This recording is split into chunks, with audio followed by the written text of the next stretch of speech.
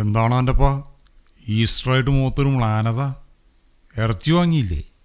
ഇറച്ചി വാങ്ങി ജോണേട്ടാ, അതിപ്പോൾ പ്രശ്നമായേ. എന്താടാ ഇറച്ചികൾ തമ്മിൽ ക്ലാഷായ?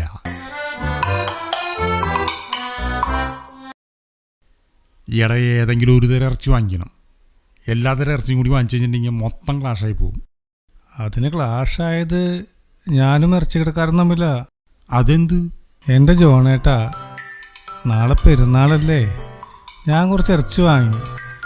ഞാൻ കടക്കാരനോട് അത് നുറുക്കി തരാൻ പറഞ്ഞപ്പോൾ അവൻ പറയാ താൻ കൊണ്ടുപോയി നുറുക്കാൻ. ഞാനാ?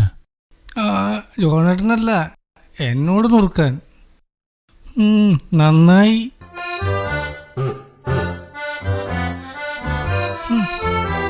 എടാ ഈ പെരുന്നാൾ ദിവസം വലിയ തിരക്കായിരിക്കും, അതുകൊണ്ടാണ് അയാൾ അങ്ങനെ പറഞ്ഞത്.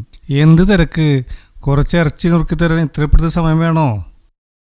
ഏയ് ഇതൊന്നുമല്ല ജോണേട്ടാ. പിന്നെ ഞാൻ അവിടെ വന്നില്ല. ഇന്നാ തൻ്റെ ഇറച്ചി എന്ന് പറഞ്ഞ് കൊടുത്ത് 40 തിരിച്ചു വാങ്ങിച്ച് ഞാനോട് പോന്നു. എത്ര രൂപ? 40 രൂപ. 10ൻ്റെ 4 കോയിൻ എണ്ണി കൊടുത്തേ.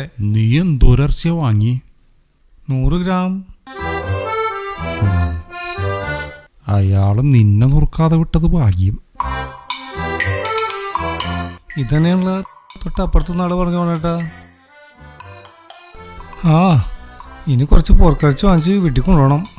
പോർക്കിറച്ചി വാങ്ങിക്കുമ്പോഴേ ഉള്ളിറച്ചി ചോദിച്ചു വാങ്ങിക്കണം. ഒരു കഷ്ണം പോലും നെയ്യിടാൻ സമ്മതിക്കരുത്.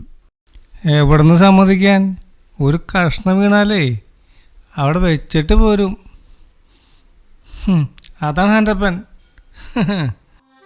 നീ ഈസ്റ്ററായിട്ട് പച്ചക്കറി തിന്നാ മതിടാ. എന്ത് തോന്നട്ടാ? Happy Easter.